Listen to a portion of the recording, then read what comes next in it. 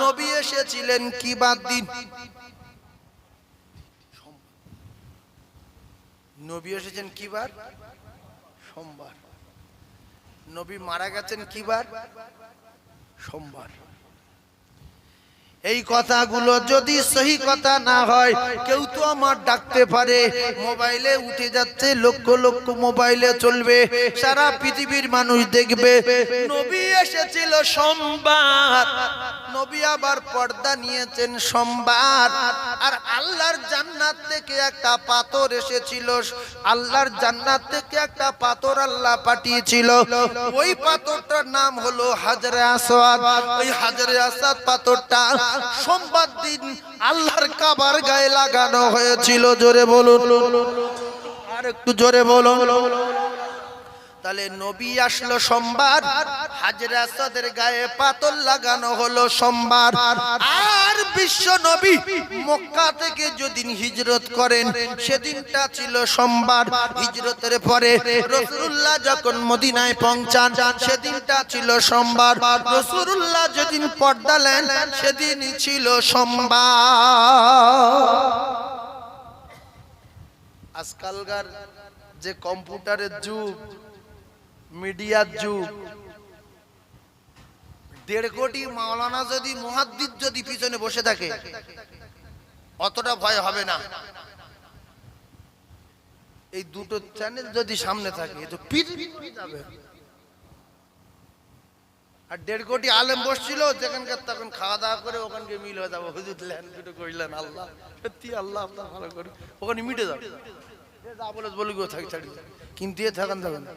কালকে ফোন করবে, যদি কোথায় পেয়েছেন, সোমবার বলছেন কোথায় পেয়েছেন, ফোন করবে না, করবে না। সেজন্য আপনাদের শুধু এই আপনাদের এই 9 নম্বর মোল্লাপাড়া, 9 নম্বর মোল্লাপাড়া, কলিজার টুকরা ভাইয়েরা। তাহলে সোমবার থেকে ওয়াজ শুরু হলো। এইবার কত দূর যাওয়া যায় নবী জীবনী নিয়ে হালকা যাব, কারণ পরে একটা বিরাট ডেঞ্জারের কাজ আছে, সামনে বছর জন্য কাজ করতে হবে। সেজন্য আমি শুরু করে দিলাম সোমবার। জটিল ব্যাপার, জটিল ব্যাপার। সোমবার মনে রাখবেন, সোমবার। এইবারে সোমবার দিন ভোরের বেলা নবী আসলো। ভোরের বেলা কখন আসলো? মার পেটতে পড়েছেন যেদিন থেকে মনে হচ্ছে কোনোদিন শোনেননি, আজকের শুনবেন সম্ভবত। নবী আসলো সোমবার ভোরের বেলা। ভোরের বেলা ও কলিজার টুকরা, ওই রাতে ভালো করে বোঝার চেষ্টা করুন। একদিন আব্দুল মুতালিব স্বপ্ন দেখছে, আব্দুল মুতালিব স্বপ্ন দেখছে কাবার চত্বরে একটা গাছ হয়েছে, গাছ বিরাট গাছ, সেই গাছের ডালপালা, সেই গাছটা লম্বা কত? জমিন থেকে নিয়ে আসমান পর্যন্ত। কত লম্বা? জমিন থেকে আসমান পর্যন্ত। যাদের মাথায় মগজ আছে, মানুষের মগজ আছে, ব্রেন ভালো আছে, ভালো করে মুখস্থ করে নেন, জমিন থেকে নিয়ে আসমান পর্যন্ত। আর তার ডালপালা তামাম পৃথিবীর জমিনের অলিতে গলিতে চলে গেছে, তামাম পৃথিবীর অলিতে গলিতে ডালপালা চলে গেছে। গাছটা মক্কায় জন্মগ্রহণ করেছে, মক্কার গাছটা আসমান পর্যন্ত লম্বা, ওখান থেকে ডালপালা তামাম পৃথিবী জুড়ে নিয়েছে। আর আব্দুল মুতালিব জানান, আমি আব্দুল মুতালিব দেখতে পাই ওই ডালপালার ভিতর থেকে লাইটের মতো ফোকাস বার হচ্ছে ডালে ডালে। একবার জুড়ে বলুন সুবহানাল্লাহ। মক্কার একদল মানুষ বলল, এত বড় গাছ মক্কায় রাখা যাবে না, ডালপালা পুরো পৃথিবীর অলিতে গলিতে, জলে জঙ্গলে, শহরে নগরে, পাহাড়ে পর্বতে সব জায়গায় চলে গেছে। আর এই ডালপালাতে লাইট বার হচ্ছে, এত বড় গাছ রাখা যাবে না। এরা কাটতে শুরু করলো, কাটতে শুরু করলো। গাছটা কাটতে কাটতে কাটতে কাটতে হঠাৎ করে মাঝখান থেকে দুভাগ হয়ে গেল। আর পর ওর ভিতর থেকে একটা যুবক ছেলে বেরিয়ে আসলো। ওই যুবক ছেলেটার মারতে যাচ্ছিল। হঠাৎ করে আব্দুল মুতালিব ঘুম ভেঙে গেল। আব্দুল মুতালিব আটকাতে গিয়ে গায়েতে ঘাম আসছে দরদর করে।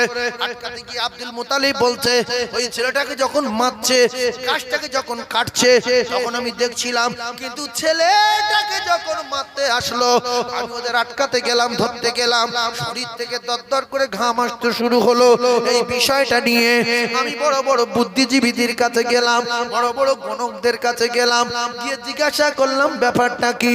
বলো আব্দুল মুতালিব, তোমার বংশে এক মহামানব জন্মগ্রহণ করবে, তার জমিন থেকে নিয়ে আসমান পর্যন্ত সব জায়গায় তার হাত থাকবে, এবং ওই যে গাছটার ডালপালা তামাম পৃথিবীর অলিতে গলিতে যে মহামানব জন্মগ্রহণ করবে, তার প্রচার প্রসার তামাম পৃথিবীর অলিতে গলিতে জলে জঙ্গলে পাহাড়ে পর্বতে কোনো এমন একটা জায়গা থাকবে না সে জায়গায় মানুষ ওই গাছটা চিনবে না, ওই গাছটা জানবে না, ওই মহামানবের চিনবে না।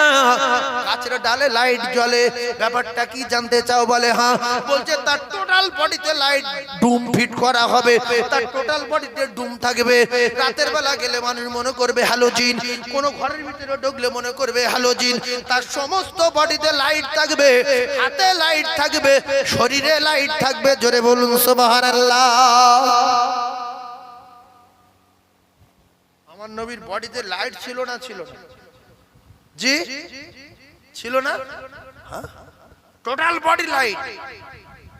সাহাবায়ে কেরাম বলেন, আমরা যখন রাসূলুল্লাহর সঙ্গে রাতের বেলা কোথাও যেতাম, আল্লাহ রাসূলের সঙ্গে যখন আমরা যেতাম, আমাদের মনে হতো আমাদের সঙ্গে হ্যালোজিন যাচ্ছে, হ্যালোজিন।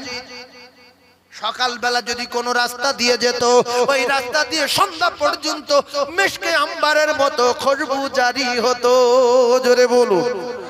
আল্লাহ রাসূল যদি সকালে কারো হাতে হাত দিয়ে মোসা করত, তার হাত থেকে সন্ধ্যা পর্যন্ত মিশকে আম্বারের মতো খুশবু জারি হতো।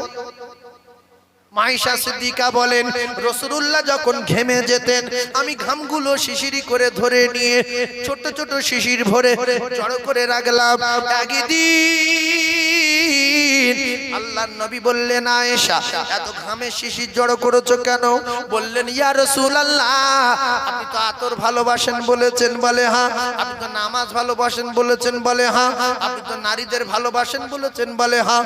তিনটের একটা, ইয়া রাসূলুল্লাহ, আপনার গায়ের ঘাম মিশকে আম্বার। ইয়া রাসূলুল্লাহ, ছোট ছোট শিশির ভরেছি, 1 বছরের ঘাম, 6 মাস 8 মাস 9 মাস 10 মাসের ঘাম ধরে সকালবেলা মদিনার জমিন ঈদের দিনে সকালবেলা যখন বেগুনা মাসুম বাচ্চারা, ছোট ছোট সোনামানিকেরা ঈদের মাঠে যাবে, ইতিম অনাথ গরিব বাচ্চারা, আমি আয়েশা সিদ্দিকা এই ঘামের শিশিরগুলো ওদের হাতে দেব। ওরা শিশির খুলে যখন মাখবে, মিশকে আম্বারের মতো খুশবু জারি হবে। আপনি তো খুশিতে বাগবাগ হয়ে যাবেন। আল্লাহ রাসূল বললেন, ঠিক আছে। বিশ্ব নবী হাবিবুল্লাহর গায়ের ঘাম 8 মাস 9 মাস 10 মাস 1 বছর পরে যখন সাহাবায়ে কেরামের বাচ্চারা মাখতেন, সাহাবায়ে কেরামেরা মাখতেন, ওদের শরীর থেকে মিশকে আম্বারের মতো খুশবু জারি হতো। আর আমরা মাওলানা মৌলভী পীর ওলি দরবেশ যত আছি, আমাদের ঘাম যদি 1 বছরের ঘাম ধরে রেখে ঈদের দিন সকালবেলা যদি কারোর ঘাড়ে ঢেলে দেয়, হার্ট ফেল করার সম্ভাবনা আছে না নাই? শুধু বলবে কি দিলি রে। এমনি টাটকা ঘামে জামায় শোকা যায় না। গামছা শুধু 3 বার ঘাম মুছেছে, বারান্দায় রেখেছে, সারা ঘর গেছে। এই জন্য অনেক মানুষ বলে, নবী যা আমি তা, নবী আমার মতো। নবী যদি তোমার মতো হয়, তোমার কোরআনে পরীক্ষা হবে না, হাদিসে পরীক্ষা হবে না, তোমার পরীক্ষা হবে পায়খানায়। প্রথমে পায়খানা করো, শুকে দেখো তুমি কে আর নবী কে। তোমার পরীক্ষা হবে পায়খানা দিয়ে। আর নবী পায়খানা করলে পায়খানা থেকে মিশকে আম্বারের মতো খুশবু জারি হতো। বিশ্ব নবী হাবিবুল্লাহর পায়খানা পৃথিবীর কোন নারী, পৃথিবীর কোন পুরুষ আজ পর্যন্ত চোখে দেখতে পায়নি, কিয়ামত পর্যন্ত পাবে না। কোন স্ত্রীও পায়খানা দেখতে পায়নি। শুধু মিশকে আম্বারের মতো বাস। উম্মে আইমান বলে একজন আল্লাহ রাসূলের দাসী ছিলেন। উম্মে আইমান একদিন রাসূলুল্লাহর পেশাবকে ফেলেছিলেন। কিতাবে লেখা বিশ্বনবী বললেন, উম্মে আইমান তুমি কি পেশাবটা ফেলে দিয়েছো? বলছে, ইয়া রাসূলুল্লাহ পেশাব মানে কি বলছেন? বলছে, কেন ওই বর্তনে পেশাব ছিল? বলছে, ইয়া রাসূলুল্লাহ ওতে কি সুন্দর একটা খুশবু বারো ছিল, আমার পিপাসা লেগেছিল, আমি সেটা তো খেয়ে নিয়েছি। রাসূল বললেন, উম্মে আইমান ও তো পেশাব ছিল, তুমি ভুল করে খেয়ে ফেলেছো। বলে, ইয়া রাসূলুল্লাহ জানতে পারিনি, খুব মজাদার ছিল। আল্লাহ রাসূল বলে, শুনে রেখে দাও, এটা ঔষধ রূপে আমি রাসূলুল্লাহ তোমাকে জানিয়ে দিলাম, তুমি যে জিনিস খেয়ে ফেলেছো আল্লাহর দুনিয়ায় তুমি যতদিন বাঁচবে জীবনে কোনোদিন তোমার পেটের কোনো রোগ আর হবে না। জোরে বলুন। আমাদের পেশাব কেউ যদি ভুল করে খায়, পরে যদি খবর হয়ে যায় পেশাব খেয়েছি, হার্ট অ্যাটাক হওয়ার সম্ভাবনা আছে না নাই? এই জন্য নবী যা আমি তা খবরদার বলা যাবে না। নবী মানুষ বটে কিন্তু আলাদা, আমাদের মতো মানুষ না। ভগরুমবাজি করা নবী আমার মতো গাঁজাখোর কথা। নবী মানুষ কিন্তু আমাদের মতো না।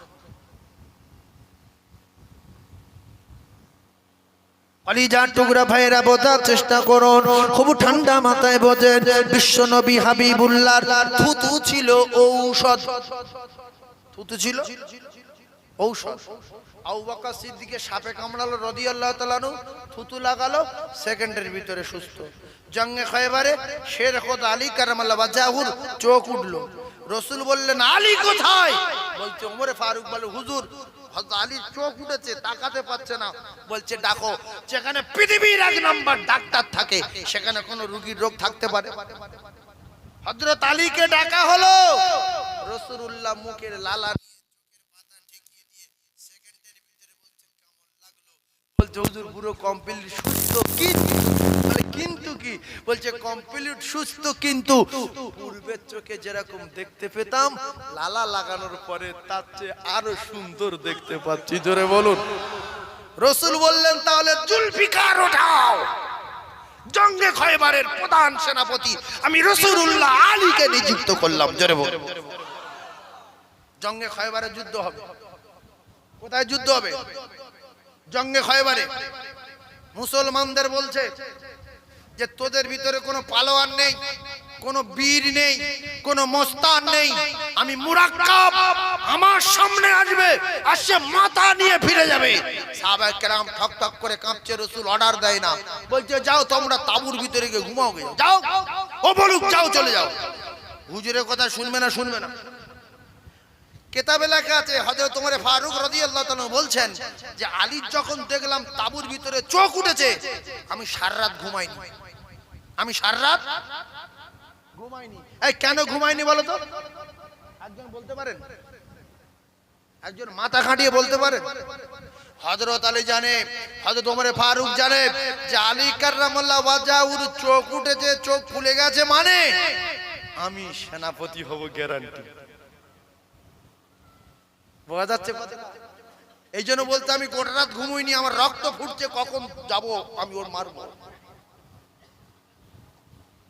রাসূল বললেন, ওমর আলী কোথায়? বলছে, হুজুর চোখ ফুলে গেছে, তাকাতে পারছে না, তাই আসেনি। বলছে, ডেকে এসো। তাঁবুর ভিতর থেকে আনা হলো। রাসূল বললেন, চোখে কি হয়েছে? বলছে, হুজুর তাকাতে পাচ্ছি না, চোখ যন্ত্রণা হচ্ছে, চোখ ফুলে গেছে। লালা লাগিয়ে দিল, কমপ্লিট সুস্থ। রাসূল বললেন, আলী জুলফিকার ওঠাও, আমি জঙ্গে খয়বারের প্রধান সেনাপতি আলীকে নিযুক্ত করলাম। জোরে বলুন। জুলফিকার মানে কি? এই তরবারি। জুলফিকার তরবারি নিয়ে আস্তে আস্তে করে এগিয়ে যাচ্ছে। কাফেরদের নেতৃত্ব দিচ্ছিলেন মুরাক্কাব। বলছে, আলী ফিরে যা। আজ পর্যন্ত পৃথিবীর কোন বীর আমার কাছে সে ঘাড়ে মাথা নিয়ে ফিরে যেতে পারেনি। পালা পালা। হযরত আলী পালাবে? একটু জোরে বলেন। আচ্ছা, বাঘ যখন ইঁদুর বা শিকার করে, ছাগল টাগল ধরে, সিংহ টিংহ ধরে, বিড়াল যখন ইঁদুর ধরে, ইঁদুর যদি লাফালাফি করে বিড়াল পালায়?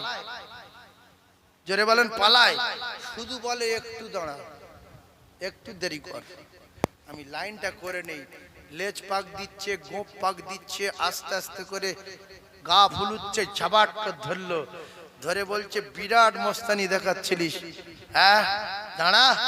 বলে ও ধরে কিছুক্ষণ পরে ছেড়ে দিল, দিয়ে বলছে মস্তানি দেখা। তো কিচ্ছু বলে না, ভয়তে চুপ করে আছে, বেঁচে আছে। তখন বলছে আমি একটু সহযোগিতা করি, বলে হাত দিয়ে ঠেলে, দেখবে ঠেলে না, ঠেলে না, ইঁদুরের হাত দিয়ে ঠেলছে যে নড়, যেই নড় ফের মারছে না, মারে না, ফের মারছে। তো হযরত আলী কাররামাল্লাহু ওয়াজহাহু কদম তুলে আগিয়ে যাচ্ছে। কলিজার টুকরা ভাইয়েরা আমার, যুবকেরা, জওয়ানেরা, বিশ্বনবী হাবিবুল্লাহ আকায়ে নামদার তাজদারে মদিনার সাহাবী। টাইম হয়ে গেছে হুজুর, আজান দিচ্ছি, দাঁড়ান। ও ভাই আমি ছেড়ে দিই, টাইম হয়ে গেছে। আরো বলবো? তাহলে তাকবীরটা দেন, নারে তাকবীর। সবাই জোরে বলেন নারে তাকবীর, নারে তাকবীর। আমার ভাইয়েরা শুধু বলতে একটু আজান দাও, এখন তো আজানের টাইম হয়নি, হালকা দেবো একটু। আসলে ব্যাপারটা হলো আমি তো পুরো আজান দেই না কোনো জায়গায়, তার কারণ হলো আমি ওই মানুষের কিছু শিখিয়ে দেওয়ার জন্য দু চারটে কথা বলি। যেমন অধিকাংশ মুয়াজ্জিন বলে আল্লাহু আকবার, আল্লাহু আকবার, এটা ডেঞ্জারাস ভুল। আকবার তো গ্রামের লোকের নাম, সে আজানে আসবে কেন? আকবার গ্রামের লোকের নাম আছে না নাই? আজানে কি হবে? আকবার। আজানে কি হবে? আকবার। কিরকম?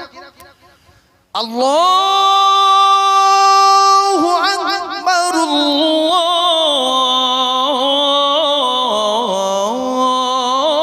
আল্লাহু আকবার। এইটা হলো অরিজিনাল আজান, সই আজান। আর মুয়াজ্জিন কিরম দেয়? আল্লাহ আল্লাহ বলে, আল্লাহ বলছে, আল্লাহু আকবার, আল্লাহু আকবার, সবকটা ভুল। এই যেরম টাকা সেরম আজান, মাসে 1000। ও তার আকবার বলবে না আকবার বলবে, ওদের যা খুশি তাই বলবে। কি গো, ও ভুল বললি 1000, ভালো বললি 1000, ওতে শরীকের না শরীক, ওতে মরিকের বেশি। ঠিক কথা ঠিক না? আল্লাহু আকবার, আল্লাহু আকবার। ফজরের সময় কি বলছে? আসসালাতু খায়রুল, খায়রুল বলে মিনিট দিয়ে দেরি হচ্ছে। আসসালাতু খায়রুল মিনারে নায়ো, একটাও হয় না, এরম নেই আজান। সালাতও নাই, আসসালাতু খায়রুন নাই, খায়রুম। মিনার নাইও নাই, মিনার নাউম। এগুলো বলি কেন? যাতে করে মুয়াজ্জিন হোক আর আম লোক হোক সই শিখে লাই। তাহলে সই কি হবে? আসসালাতু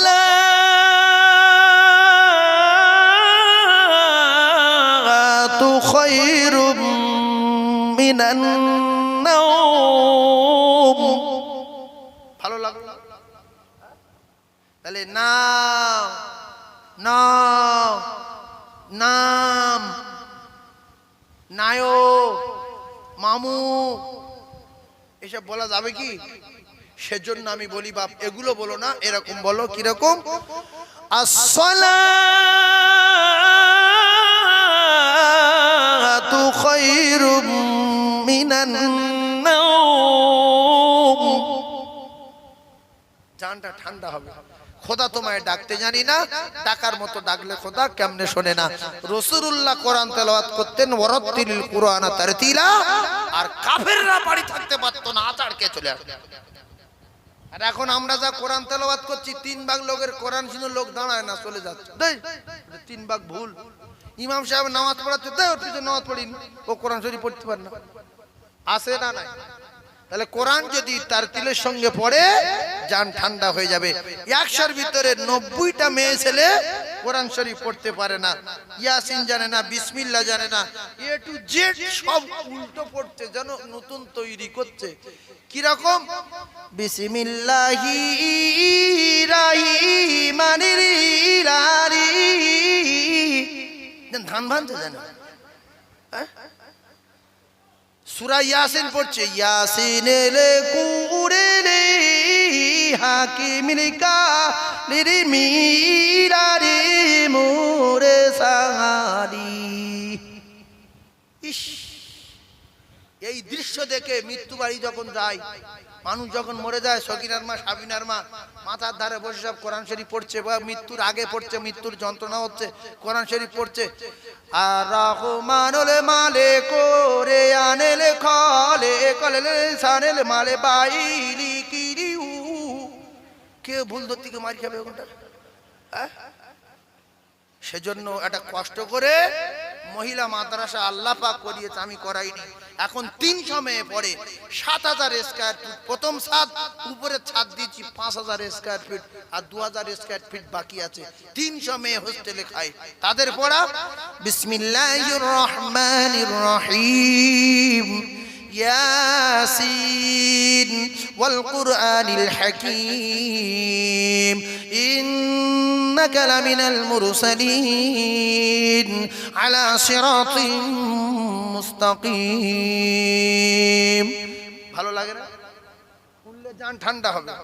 আর যারা মাদ্রাসায় পড়েনি, আনকা লোকের কাছে শিখেছে, এসে নেলে কোরেলে হাকিমেনে কালে মিনালে মোরে সালে, এতে ফেরেশতা দাঁড়াবে না, চলে যাবে। বলবো ওর বাপের কুচে দিক, আমি এতে নি, কেন আল্লাহর গজব আসতে পারে এখানটা, পালা।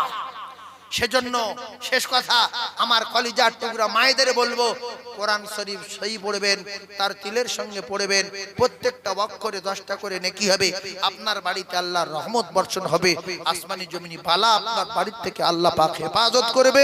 কলিজার টুকরা সোনা মানিকদের বলে যাচ্ছি, তোমরা তোমাদের সোনা মানিকদেরকে মাদ্রাসায় ভর্তি করো। খায়রুকুম মান তাআল্লামাল কুরআনা ওয়া আল্লামা। পৃথিবীর জমিনে যত শিক্ষা আছে, যত আমল আছে, সবচেয়ে উত্তম আমল আর উত্তম শিক্ষা হলো 24 ঘন্টার ভিতরে 1টা মিনিট যদি আপনি আপনার বাচ্চাটাকে ওস্তাদের কাছে দেন, আর ওস্তাদের কাছে যদি আপনার বাচ্চা 1 মিনিট পড়ে, তো তাম পৃথিবীর সমস্ত আমলের নাম্বার 1 যদি 24 ঘন্টার ভিতরে 1 সেকেন্ড 1 মিনিট শেখে। খায়রুকুম মান তাআল্লামাল কুরআন। আমার কলিজার টুকরা ভাইরা, রাসূল বললেন, তালাবুল ইলমু ফরিদাতুন আলা কুল্লি মুসলিম। প্রত্যেকটা মুসলমান বেটা ছেলে এবং মেয়ে ছেলেকে ইলম শিক্ষা করা, দিন শিক্ষা করা আমার আল্লাহ পাক ফরজ করে দিয়েছেন। সেজন্য আমি যদি আমার বাচ্চার কোরআন শেখাই, আমার বাচ্চা ডাক্তার হলো, আমার বাচ্চা মাস্টার হলো, আমার বাচ্চা আইপিএস হলো, লয়ার হলো, জজ হলো, উকিল হলো, ব্যারিস্টার হলো, হওয়ার পরে আমার ইন্তেকালের পরে আমার বাচ্চা এসে আমার জানাজার ইমামতি করলো। জানাজার নামাজ পড়ানোর জন্য আলেম শর্ত না, মাওলানা শর্ত না, মুফতি শর্ত না, হাফেজ শর্ত না। ছেলে যদি নামাজি হয়, কোরআন পড়তে পারে, দোয়া দরুদ জানে, সেই ছেলে বাপের জানাজার ইমামতি করবে। সে ডাক্তার হোক, মাস্টার হোক, উকিল হোক, পুলিশ হোক, সে যদি জানাজার দোয়া জানে, জানাজার নিয়ম জানে, আর যদি সূরা কালাম জানে, তো 5 ওয়াক্ত নামাজি হয়, সেই জানাজার ইমামতি করবে। জানা তো আর কেরাত পড়তে হয় না, জানাজায় কেরাত পড়ে আলহামদুলিল্লাহ রাব্বিল আলামিন বলে না, কুলুস সূরা বলে না, শুধু ইমাম বলে আল্লাহু আকবার। এই আল্লাহু আকবার যদি কোন মুসল্লি যদি না বলে, তার নামাজ হবে না, হবে না, হবে না। দ্বিতীয় তাকবীরে যদি আল্লাহু আকবার বলবে, কলিজার টুকরা হাত না তুলে আল্লাহু আকবার বলবে। পিছনের মুসল্লিগুলো যদি আল্লাহু আকবার না বলে, কারুর নামাজ হবে না, হবে না, হবে না। ফের বলবে আল্লাহু আকবার। ফের যদি পিছনের গুলো যদি আল্লাহু আকবার না বলে, কারুর নামাজ হবে না, হবে না, হবে না। অনেকে ইমামের পিছনে চুপ করে নিয়ত বেঁধে চুপ করে থাকে। ইমাম আল্লাহু আকবার বলছে, মুক্তাদি চুপ করে আছে। ইমাম যতবার আল্লাহু আকবার বলবে মুক্তাদি ততবার আল্লাহু আকবার বলতে হবে। ইমাম বলবে জোরে, আর এরা নামাজি গুলো মুসল্লি গুলো বলবে আস্তে আস্তে। কথা বুঝে আসলো? অনেক কথা আর কথা বাড়াবো না। এইবারে আমি আপনাদেরকে নিয়ে একটা ছোট্ট কথা বলবো। কলিজার টুকরা ভাইয়েরা, বাবাজিরা আমার, আল্লাহর নবী দিন ও দুনিয়ার বাদশা বিশ্ব নবী হাবিবুল্লাহ জানান মান জা বিল হাসানাতি, আল্লাহ আমার আল্লাহ পাক কোরআনে কারীমের ভিতরে জানান মান জা বিল হাসানাতি ফালাহু আশরাম সালিহা। বিশ্বনবী হাবিবুল্লাহ জানান, আসকিউ হাবিবুল্লাহ, বিশ্বনবী হাবিবুল্লাহ জানান আল বখিল আদুবুল্লাহ। কলিজার টুকরা ভাইরা আমার, এই কটা হাদিস বললাম, একটা কোরআন বললাম, এর উপরে একটু আলোচনা করে আমি শেষ করে দেব। শেষ কথাটা যেটা বলছিলাম, বিশ্বনবী আকায়ে নামদার সোমবারে জন্মগ্রহণ করেছে, আর নবী দুনিয়ার জমিনে আসলো। বিশ্ব নবীর নাম রাখলো কে? এই একটা কথা বলেন না, নাম রেখেছে কে নবী? এটা মানে কথা বলে না তো। আমিনা প্রসব করেছে, নবীর নাম রেখেছে কে? আমিনা বলছে যে আমি শুধু স্বপ্ন দেখি, গায়বী আওয়াজ শুনি, আমার পেটে বাচ্চা আছে, শুধু বলে প্রসব করলে নাম রাখবে মোহাম্মদ। আর আমার নবীর নাম তো আদম নবীর জন্মের আগে, আদম নবীর কাদামাটির আগে আল্লাহ লিখে আরশের গায়ে লিখে রেখেছেন। জোরে বলুন সুবহানাল্লাহ। তাহলে আদম নবীর কাদামাটি তখন হয়নি, তার আগে আমার নবী তৈরি হয়েছে। জোরে বলুন। আমার নবী দুধ খেয়েছে কজনার? তিনজনার। ফের যদি চারটা বলবো চারজনার। কথা বুঝতে যাচ্ছেন না? একজন দুধ মায়ের নাম আমিনা, আর একটা দুধ মায়ের নাম আবু লাহাবের দাসী সুয়াইবা। 3 নাম্বার দুধ মায়ের নাম হযরতে মা হালিমাতুস সাদিয়া। আর একটা একটুখানি মতভেদ রয়েছে। 4 নাম্বার দুধ মায়ের নাম হযরতে আল্লাহর নবীর ফুফু আম্মি জান উম্মি আইমান। অধিকাংশ কিতাবে 3 জনের কথা বলা আছে। প্রথম দুধ মা আমেনা, দ্বিতীয় আবু লাহাবের দাসী সুয়াইবা, 3 নম্বরে হযরতে মা হালিমাতুস সাদিয়া। তাহলে পৃথিবী তৈরির আগে আমার নবীর নাম লেখা হয়েছে। জোরে বলুন, আরো জোরে বলেন। 2টো নাম, একটা ইল্লাল্লাহ আর একটা মুহাম্মাদুর রাসূলুল্লাহ। নবীর সুন্নতে যারা টাচ করবে, নবীর নীতিতে যারা টাচ করবে, আল্লাহ পাক তাদের পৃথিবীর 1 নাম্বার করে দেবে। জোরে বলুন। অনেক কথা হইল, 10 ঘন্টা ওয়াজ করলে সব শেষ করা যায়। এই রুমালটা যদি কাল সকালবেলা কোরআন শরীফের গায়ে লেগে যায়, এর সম্মান বাড়বে না কমবে? একটা খিরিজ কাট যদি রেল কাট করে কোরআন শরীফে দেওয়া হয়, সম্মান বাড়বে না কমবে? বাড়বে না? তাহলে কাপড়, কোরআন শরীফ, প্লাস্টিকের রেল কাট, এদের দাম যদি এত বাড়ে, আমরা কাপড়ের চেয়ে প্লাস্টিকের চেয়ে রেল কাটের চেয়ে আমাদের দাম বেশি না কম? বেশি। তাহলে আমরা যদি কোরআনের সঙ্গে লেগে যাই, আমাদের দাম বাড়বে না কমবে? বাড়বে। তাহলে সবাই কোরআনে চুমো খাবো ইনশাআল্লাহ। সবাই চুমো খাবেন তো বাবু? সবাই খাবো তো? তাকবীর দিয়ে দেখান, নারে তাকবীর। আরো জোরে বলেন, নারে তাকবীর, নারে তাকবীর। আল্লাহ পাক আমাদের কবুল করেন। তবে প্রথমে আমি আপনাদের বলবো, কোরআন শরীফ যদি সত্য হয়, আল্লাহ বলতে 1 টাকা দিলে আমি 10 টাকা দেবো। ক টাকা? জোরে বলেন, ক টাকা? কোরআন শরীফ 1 টাকা দিলে 10 টাকা। রাসূল বললেন যারা দেবে এরা আমার আল্লাহর দোস্ত হয়ে যাবে। বলুন সুবহানাল্লাহ। তো এই মাহফিলে আমি একটা পরীক্ষা করব। এই মাহফিলে কতটা গোশ লাগে গো? এখানে গোশ কতটা লেগেছে? 90 কেজি গোশ। একজনে একটা 90 কেজি ওজনের গরু দিতে পারবে? আছে?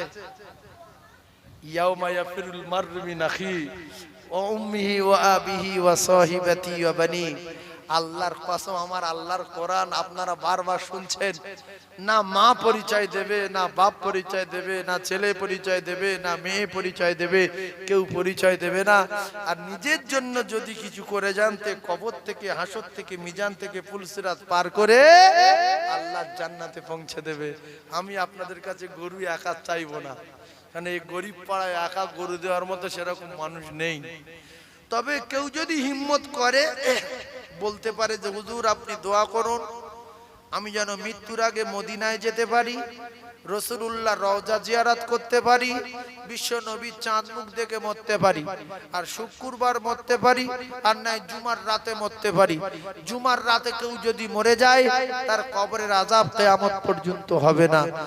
আর কোন মুসলমান যদি শুক্রবার দিন মরে যায় তার কবরের আযাব কিয়ামত পর্যন্ত হবে না। বলুন সুবহানাল্লাহ। আরো জোরে বলুন, আরো চিল্লে বলেন নারে তাকবীর। মরবেন কি বারে? শুক্রবারে মরবেন। ওই রাদিতু বিল্লাহি রাব্বান ওয়া বিল ইসলাম দীনা এগুলো বলবে না, যাবে ঘুমাবে। যদিও গুনাহগার হয় তথাপিও কবরে আযাব মাফ। বলুন সুবহানাল্লাহ। আর একটা কঠিন কথা বলবো, সবাই শিখে নেবেন, জীবনের মতো বুঝলেন। একটা মিসাল দিচ্ছি, একজনের গুনাহ আছে 500 কোটি টন।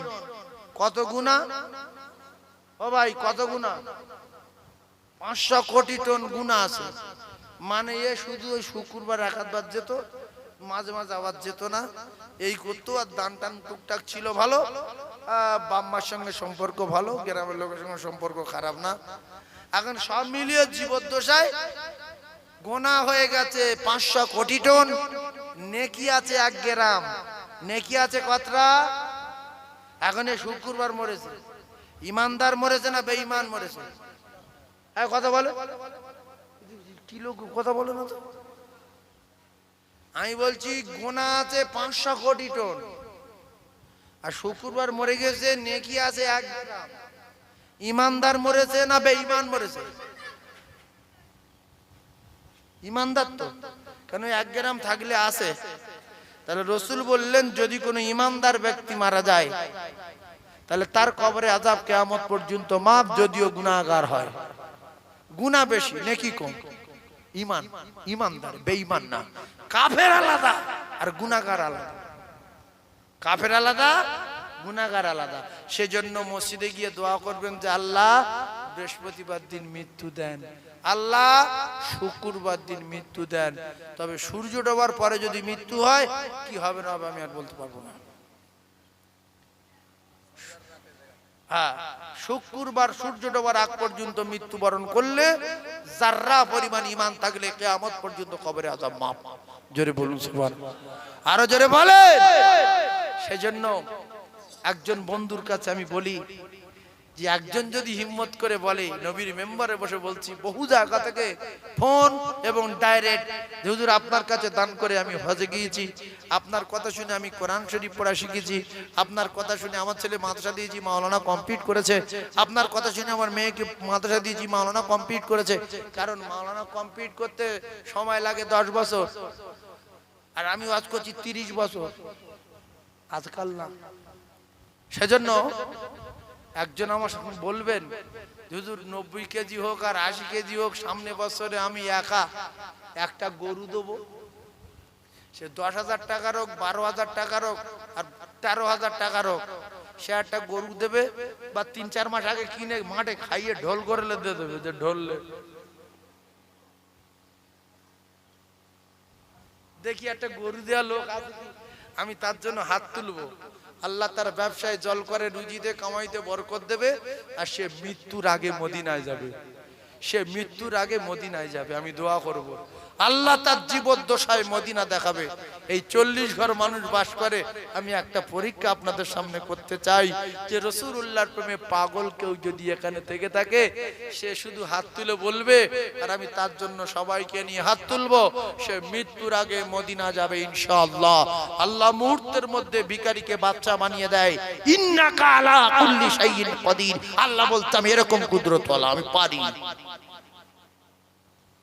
দেখি আল্লাহর কোন জান্নাতি বান্দা আছে কি? কোন কলিজাওয়ালা বান্দা যে সামনে বছর পর্যন্ত আমি যদি বেঁচে থাকি 12,000 লিখ 13,000 লিখ 70-80 কেজি 90 কেজি গোশত তো আমি একটা গরু কিনে দেবো ইনশাআল্লাহ, এরকম একজন হিম্মত করে বলতে পারবেন? একটা মোমেন্ট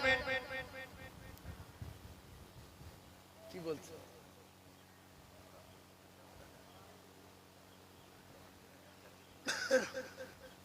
একজন আছে বলা যাবে, কেউ বলবেন? আমি শুধু দেখতে চাচ্ছি আপনাদের ভিতরে একজন মোমেন একা একটা গরু দেবে, আমি তার জন্য হাত তুলে দোয়া করব, আল্লাহ তার মৃত্যুর আগে মদিনা দেখাবে ইনশাআল্লাহ। একজন আছে কেউ? এই শোনেন, এমন এমন জলসায় যাই তো, বারগা নাম শুনেছেন? বারগা, কালকে তোলা বারগা, দক্ষিণ বারগা, নাড়াবনি। এই নবীর মেম্বারে বলছি 9টা 10টা করে গরু তুলি, 9টা 10টা করে এই ইউটিউব চ্যানেলে যাচ্ছে, ওরা শুনবে 9টা 10টা করে। এ মুফতি ইউনূস সাহেবের মাদ্রাসায় বলল মসজিদের জমি নাই হুজুর, 2-1 বিঘা জমি, স্টেজে বসে 7 বিঘা জমি তুলিস। করতে পারছেন না তো? হয়তো আপনারা ভাবছেন যে আমরা গরিব মানুষ, গরিব মানুষ আল্লাহ যদি কারো তৌফিক দেয় সে দেবে, নাহলে কুমে কুমে কুমু কুমে শ্বাস আকার চলে আসবে, কোনো অসুবিধা নেই। তবে আপনাদের যে চেহারা দেখে আমার মনে হচ্ছে যে ইনশাআল্লাহ আপনারা পারবেন। 5,000 টাকা একজন বলেন যে আমি যদি বেঁচে থাকি সামনে বছরে 5,000 টাকা দেবো, আমি একটু হাত তুলে দোয়া করব। একজন হাত তুলে 5,000 টাকা সামনে বছর দেবেন, আমি তার নাম ধরে তাকবীর দেব, আল্লাহ তার 1 বছর সুস্থ রাখুক, হায়াতে দারাজ করুক, রিজকে বরকত দিক, বাচ্চা কাচ্চা সুখে শান্তি রাখুক, আলেম হাফেজ ও তৌফিক দিক, আল্লাহ তার কামাইতে বরকত দিক। একজন 5,000 টাকা 1 বছর পরে দেবে। হাত তোলা যাবে কোনো ভাই? আমি তো কে ধনী কে গরিব চিনি না, আন্দাজি বলছি, আল্লাহ যার কবুল করবে সেই বলবে। কলিজা টুকরা আব্বা জান মাটির কবরে, দাদু জান দাদি জান, নানা জান নানি জান, আব্বা জান আম্মি জান, যারা মাটির কবরে চলে গেছে তাদের রূহ পাকে সওয়াব রেসানির জন্য, মৃত্যুর আগে মদিনায় যাবার জন্য, আল্লাহর কাবা তওয়াফ করার জন্য, বিশ্ব নবীর চাঁদ মুখ দেখার জন্য একজন জান্নাতি 5,000 টাকা আসকিও হাবিবুল্লাহ শুধু আমার আল্লাহ পাকের দোস্ত হওয়ার জন্য বলতে পারবে? আছে কোন বাবু? কোরআন বিশ্বাসী, কোরআনে বলছে 1 টাকা দিলে আমি আল্লাহ 10 টাকা দেব। রাসূল বললেন যে দেবে সে আমার আল্লাহর দোস্ত হয়ে যাবে। একজন বলতে পারবেন? 5,000 টাকা একজন বলতে পারবেন কেউ? আপনাদের এই পাড়াটা গরিব পাড়া কি ধনী পাড়া? আমি আমার জীবনের প্রথম এসেছি রাতের বেলা, জানি না তো 5,000 টাকা চাচ্ছি।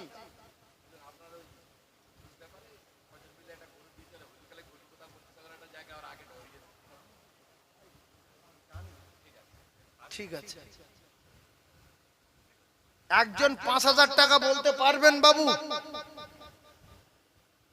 5,000 টাকা একজন কেউ বলতে পারবেন? কোন বন্ধু আছো, কোন মুরব্বী আছো, কোন বাবাজি আছো 5,000 টাকা বলবে সামনে বছরে দেবে? একটু হাত তুলবেন। একজন 5,000 টাকা একজনা হাত তোলা যাবে বাবু? 5,000 টাকা একজন বলতে পারবেন না? আমি আপনাদের পরীক্ষা করার জন্য বললাম একটা গরু, দেখলাম সেরকম লাইন নেই, তো আবার বলছি 5,000 টাকা একজন দেবে। আসলে দান যারা করে, দানি যারা, ও ধনী লোক দান করবে, গরিব লোক করবে না, আসলে ধনী গরিবের কোনো ব্যাপার না, মনের ব্যাপার, অন্তরের ব্যাপার। যে আল্লাহ আমার তো নেই, আপনি আমার দেবেন, আমি আপনাকে খুশি করার জন্য দেব। আল্লাহ বলেছে বান্দা তুই 1 টাকা দিবি তো আমি আল্লাহ পাক তোর ঘুরিয়ে দেব 10 টাকা। একবার সুবহানাল্লাহ বলেন। কোরআন শরীফকে সত্য জেনে, কোরআন শরীফকে সত্য জেনে যদি ধনী হতে চান, আল্লাহর কোরআনে বলা আছে বান্দা যদি 1 টাকা দেয়, মানজা বিল হাসানাতি ফালাহু আশরু আমসালিহা, আমি আল্লাহ পাক তার 10 টাকা দিয়ে দেব। আর একবার জোরে বলুন সুবহানাল্লাহ। আল্লাহর নবী জানান যে ব্যক্তি আল্লাহকে খুশি করার জন্য দেবে, আমি রাসূলুল্লাহ জানালাম আমার আল্লাহ পাকের দোস্ত হয়ে যাবে। 5000 টাকা হবে না বাবা? 5000 টাকা একজন দেবেন না? একটা কথা বলি শোনেন, এই যে লোক বলে না উপকার করলে ক্ষতি করে, এটা সেই কল হয়েছে। ভালো যুগ নেই। যদি বলেন কি আমি 2 ঘন্টা ওয়াজ করলাম, কালেকশনের কোনো ওয়াজ করিনি, আপনাদের কিছু দেওয়ার মতো কিছু কথা বললাম, কিছু নেওয়ার মতো কিছু কথা বললাম, এবারে 2 ঘন্টা হয়ে গেল, আমি কিন্তু চাঁদার ওয়াজ করিনি। কারণ আমি জানি যে বর্তমান এমন কোন মুসলমান নাই যে চাঁদা দিলে দান দিলে আল্লাহ খুশি হয়, 1 টাকায় 10 টাকা দেয়, দান করলে আল্লাহ দোস্ত হওয়া যায়, জানে না। এরকম মুসলমান খুব কম আছে। সেজন্য চাঁদার ওয়াজ না করলে বর্তমান সমাজের মানুষ চাঁদা দেয়, এটা 100 এর ভিতরে 90 জায়গায় আমি করি। চাঁদার ওয়াজ করি না, কিন্তু চাঁদা বললে দিয়ে দেয়। তো আপনাদের 5000